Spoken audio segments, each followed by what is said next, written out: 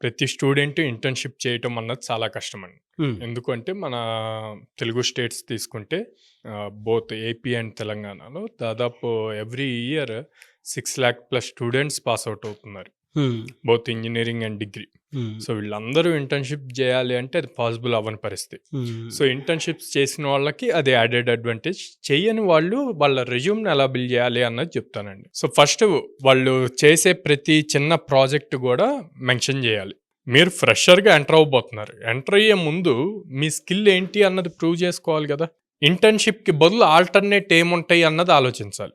Okay. Okay. ఏముంటాయి? ఒకటి certifications. Coursera, LinkedIn, okay. స్వయం, ఎన్‌పీటెల్ ఇట్లాంటియి వాటిల్లో సర్టిఫికేషన్స్ చేయాలి. హ్మ్. ఈ సర్టిఫికేట్స్ మీ రెజ్యూమ్‌కి వెయిటేజ్ పెంచుతాయన్నమాట.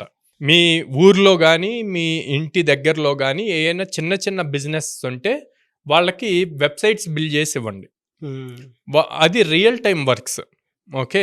దానివల్ల వాళ్ళకి యూజ్ అవుద్ది. At the same time me skills improve చేసుకోవటానికి యూజ్ అవుతది. సో హ్మ్. దాన్ని మీరు రెజ్యూమ్‌లో మెన్షన్ చేసుకోవచ్చు.